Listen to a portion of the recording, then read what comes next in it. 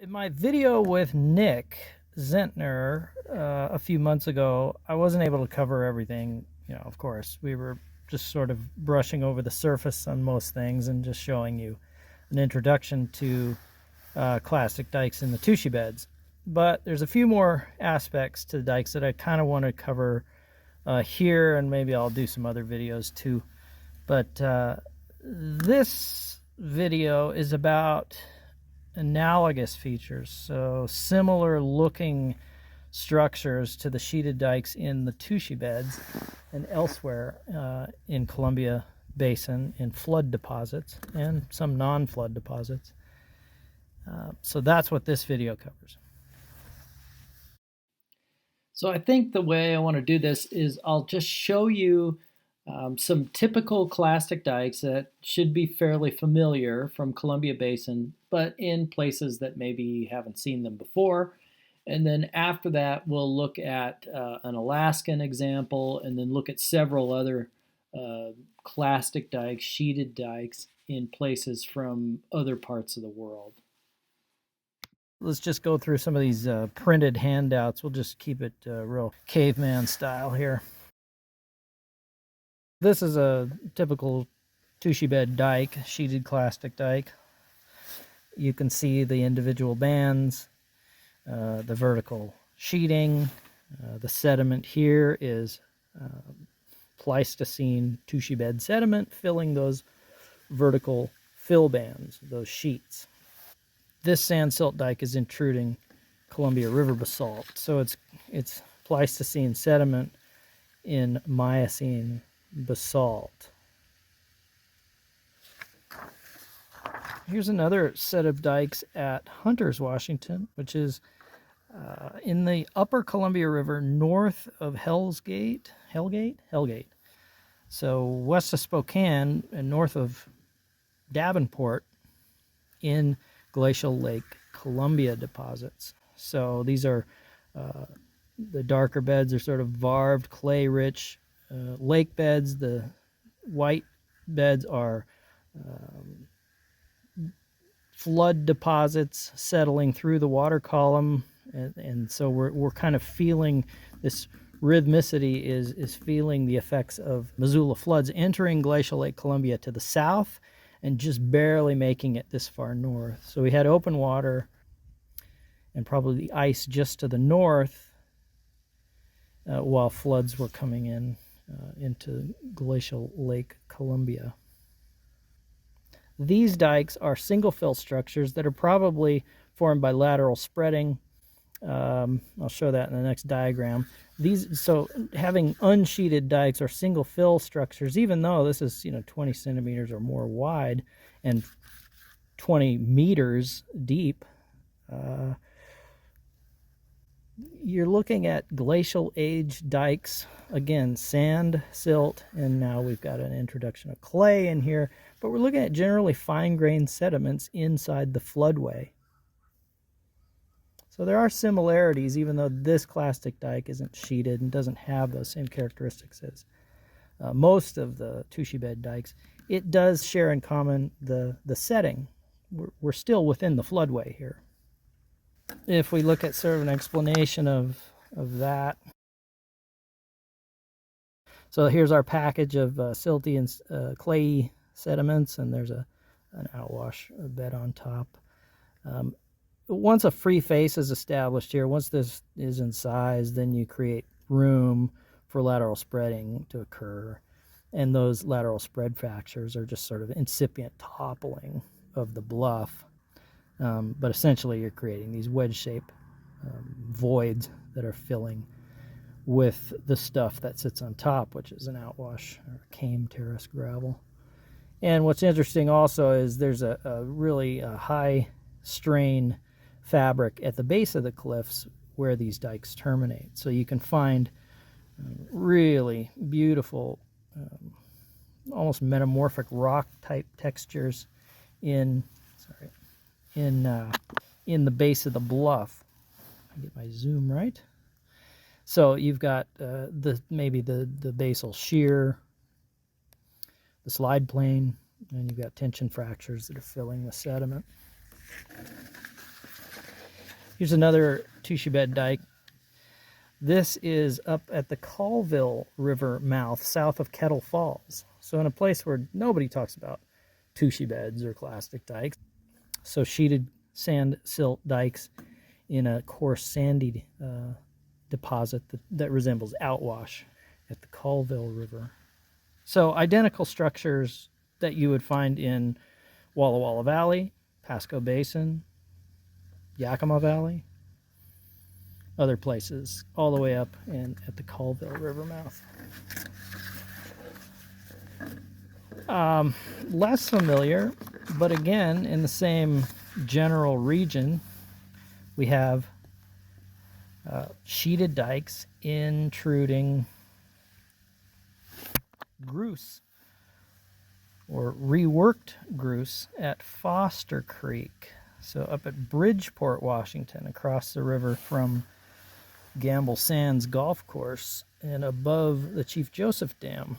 So sheeted silt sand dikes intruding a Miocene interbed, essentially. This is Ellensburg equivalent granitic detritus, so grus, shed south off the Colville batholith. I think it might be shed west and accumulated there on the edge of the Waterville Plateau. So sheeted silt sand dikes, Pleistocene age. There's a truncation surface here and glacial till on top, and we're still within the floodway here as well. So an interesting set of clastic dikes at Foster Creek. Pleistocene dikes intruding Miocene sediments. Here's the scenario that I put together. Is Ellensburg Formation doing its thing, and then flooding occurring, and at some point clastic dikes injected, later advanced by Okanagan lobe and till deposited, and most of the flood sediments are stripped away. So sort of a 1, 2, 3 scenario. So the first image is from Harriet, 2014, a geologist for the state of Alaska, working on one of the Aleutian chain volcanoes, Mount Spur, which is visible from Anchorage. So across the Cook Inlet is the beginning of the Aleutian chain, the peninsula, and Mount Spur is one of those. And he's looking at lahar deposits, volcanoclastic sediments, but still in that same grain size where you have sand and silt. So the grains are still sand and silt, and that's the key. So he's finding sheeted clastic dikes that actually cross-cut one another. Here's the truncation of this red outline dike here by this yellow outline dike.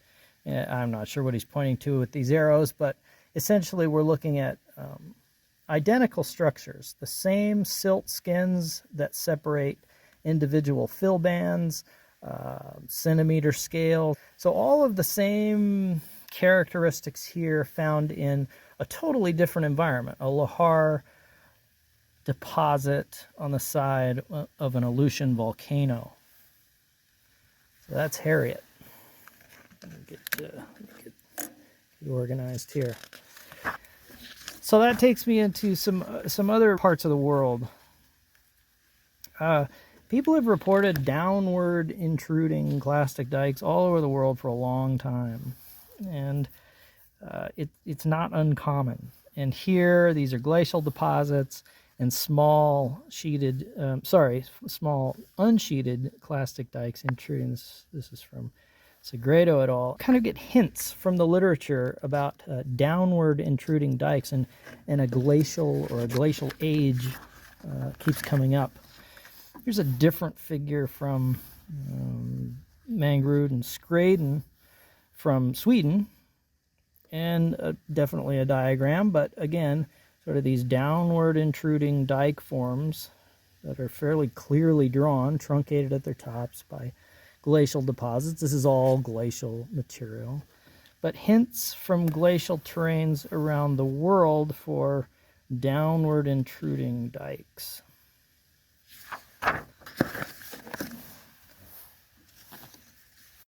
Larson and Mangrud paper, sheeted clastic dikes. These are also downward intruding dikes. That identical vertical sheeting, pretty fine here, seen in clastic dikes. Again, in glacial deposits in Sweden. Sorry about the blurry photo, but this is from Broster, from Hat Creek, southwest BC.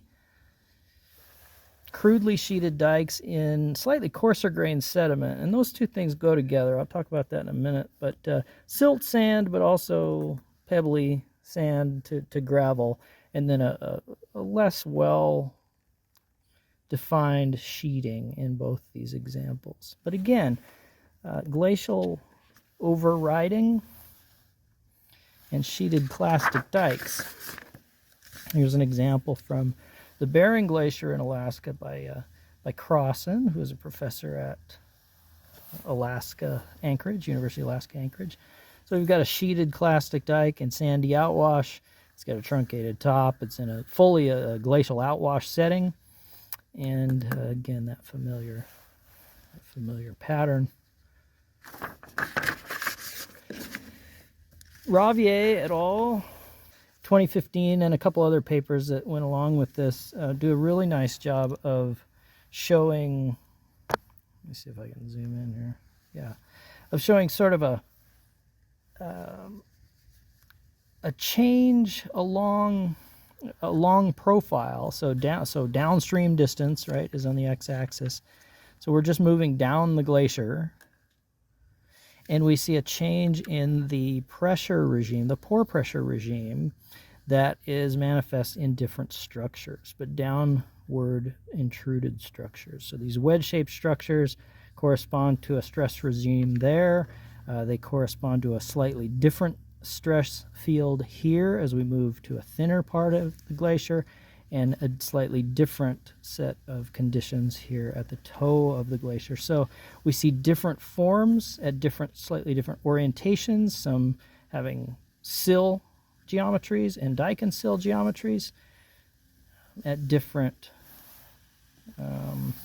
pore pressure situations. So different parts of the glacier impose different stresses, manifest in different strains and different deformation structures.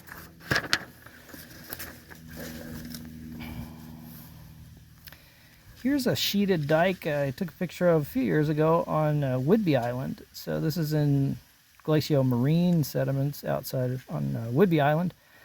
And that same sheeted structure comes through clearly, but not quite the same. These are very fine bands, and it's unclear if these are bands, these light-colored bands, are actually silt margins, or if they are actually just thin bands. So I haven't spent a whole lot of time on these dikes, and some people have mentioned them in papers, but in general these haven't been sorted out.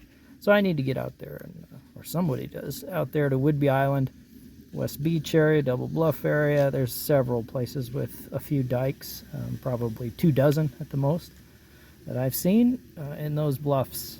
But sheeted dikes in an area where you have glacial action, you have a pore pressure conditions that are similar to other places with sheeted dikes, but you also have an earthquake environment too. You have the Whidbey Fault, the Seattle Fault, and other faults, plus you're in range of subduction faulting. So you have an earthquake scenario there that may be different than further inland.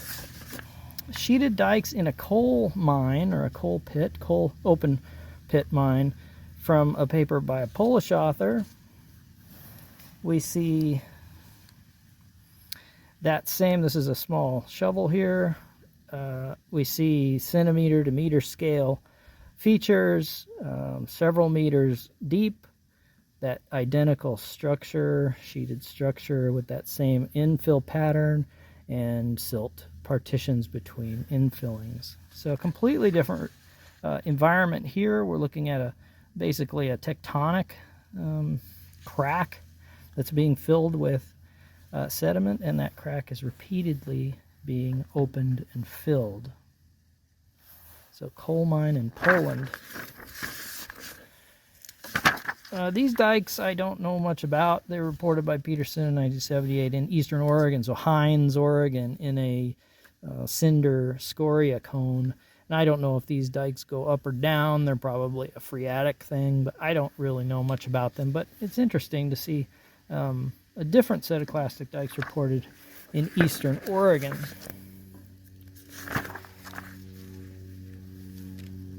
A field guide, Sharp, 1968, from California. This is a fluvial and glacial setting and downward intruding dikes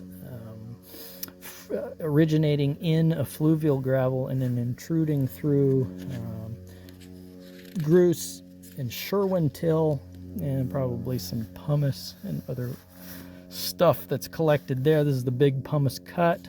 I guess that's a famous place for Californians near, well, on the eastern side of the Sierras. I've been through there. I don't recall a whole lot about this outcrop. I did stop, but anyway, downward intruded dikes. I don't recall if these are sheeted or not, but descending dikes in a setting that has nothing to do with outburst flooding.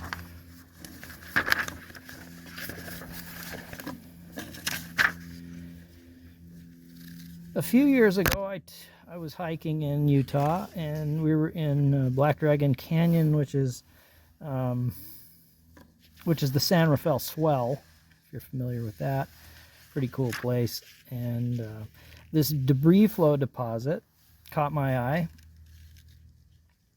Coarse, chunky debris flow with a muddy matrix. This is mostly all sandstone blocks, and then below that is a stratified sandstone, and then red, so this material is just bright red, and these red clastic dikes descending, these wedge-shaped dikes descending into the sandstone below, the bedrock, from the material that overrode the bedrock. So this debris flow deposit sending downward clastic dikes into the bedrock. That's a pretty good analog for most of the dikes I've shown you here, and probably a pretty good analog for tushy bed dikes. So there's been some smart people that have talked about injectites and clastic dikes over the years, and probably, you know, some of the best stuff that I've come across, and believe me, I've looked. I don't know, it's this Leron and Etienne, 2005, and they've written some other things. But these are two sharp cookies that just put things in a very practical, pragmatic, sensible light. And everything they write tends to be easy to understand and well thought out.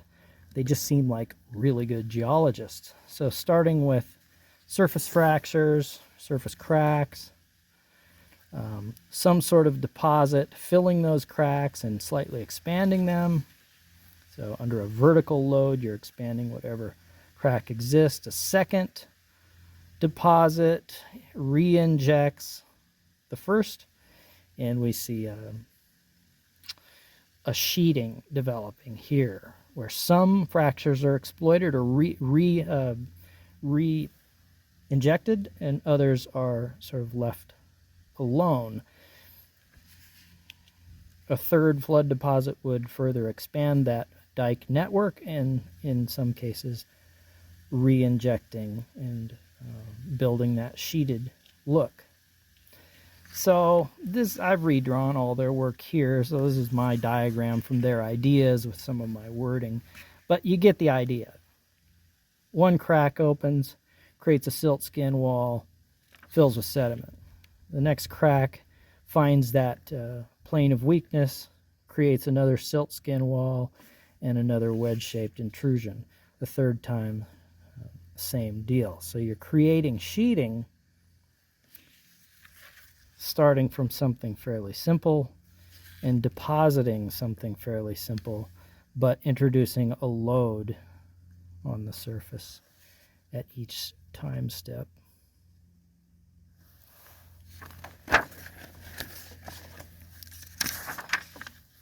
If we look at kind of how clastic dikes form, let me just zoom in here. This is sort of a 9 step process, just a figure that starts out with, if we look at sort of this lighter gray outline here that makes this irregular wedge shape, that's the finished geometry of the dike. And this first little black wedge is the first step, the first sheet, the first little wedge into creating that larger feature. So first crack and fill, second crack and fill, third crack and fill,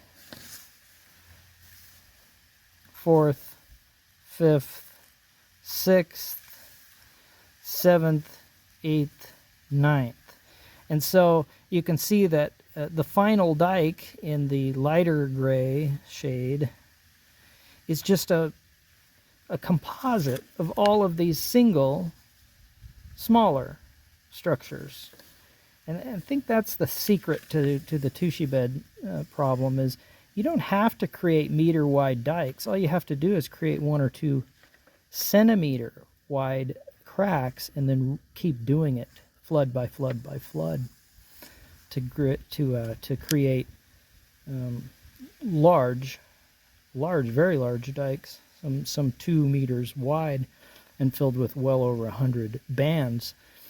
The other thing to notice is that as these horizontal lines are flood deposits, so as we go up in the flood, as we get younger in the flood sediments, you can see that dikes are originating from different horizons, right, through time. So there's a sill-like body, but you can see these truncated tops, and that's meant to show that we've got different ages of deposition and dike formation, represented by the black horizontal body, which is the deposit, and by the black wedge of sediment corresponding to the dike associated with that body of sediment, that flood deposit. All right. And the last thing I'll do is just this this diagram here. So there's a strong correlation between grain size and dike character. So the dike character meaning its shape and its size and its complexity and the amount of sheeting and some other things. Looking at grain size of deposits and then looking at how when you stress those bodies of sediment, how they will likely respond. Will they fracture, or will they just shift grains beyond by one another?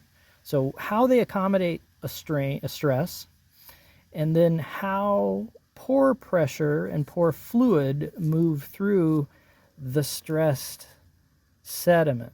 So depending on grain size, you're going to flush pore water through a strained body differently. So let's just break that down into sort of human terms.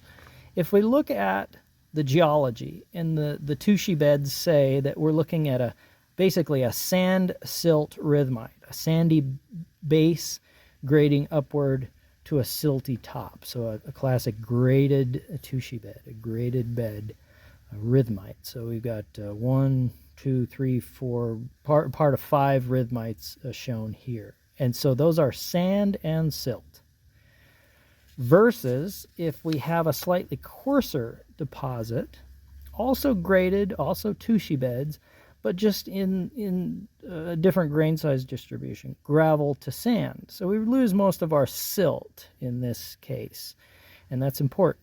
So if we just say, okay, this grades up 1 bed, and this grades up 2 beds, 3 beds, 4 beds. So we got basically 4 tushy beds here, but they're just coarser. Okay, so that's the geology. Typical tushy beds, and then a coarser version. And this is essentially our backwater setting, our slackwater tushy beds, Walla Walla Valley,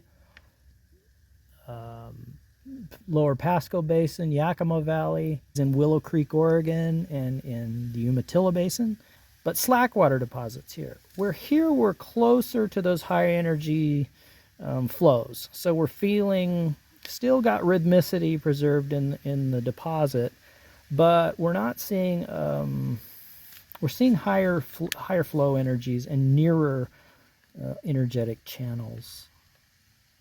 Okay, so if we look at the point of this is to show how fracturing or behavior of the material under stress occurs, and then how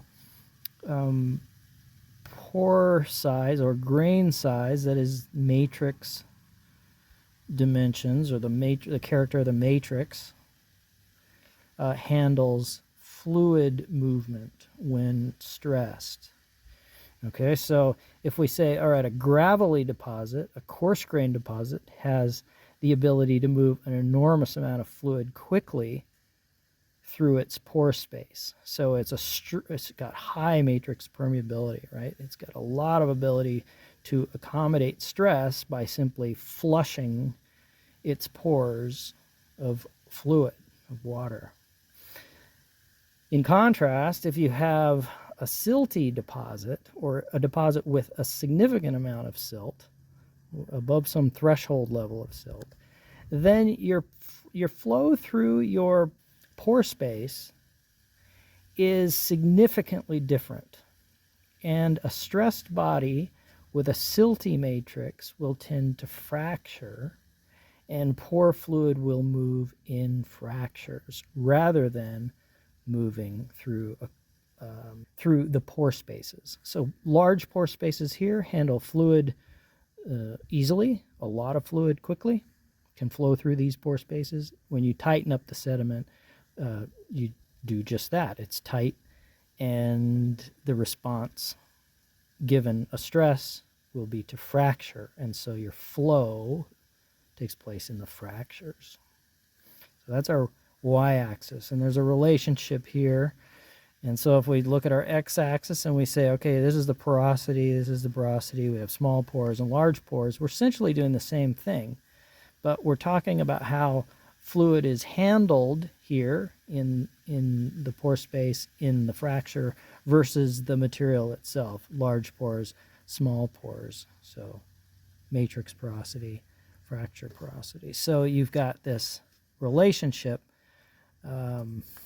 here in the real world expresses as clastic dikes, that is, fractures, form in siltier sediment. And so fluid flow through a stressed silty deposit will occur in the fractures, whereas fluid flow in a stressed coarser grained deposit will occur in the pore spaces. And that's why we see slender, sheeted dikes with very well developed sheeting in the silt sand rhythmites. And it's also why we see stubby, often crudely sheeted or unsheeted dikes and dike-like forms, sag structures essentially, collapse features in coarser rhythmites and coarser gravels. There are numerous clastic dikes typically in silt sand rhythmites. There are often quite few in coarser grained deposits. And so that's the relationship that's established there. This is the geology, and this is sort of the response, how the sediment responds to stress in terms of fluid flow, and how the sediment varies in terms of its pore space and pore characteristics. So that's what I wanted to talk about today. I hope that's helpful.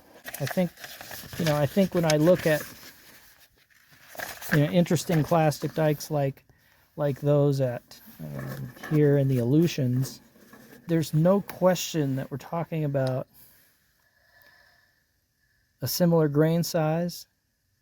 And even though the setting is entirely different, the geologic setting is entirely different, the process still involves rapid loading and overriding by a body of water and sediment mixed together.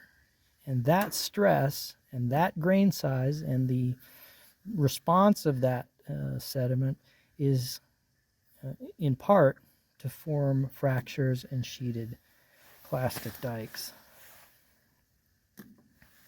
Hope that helps.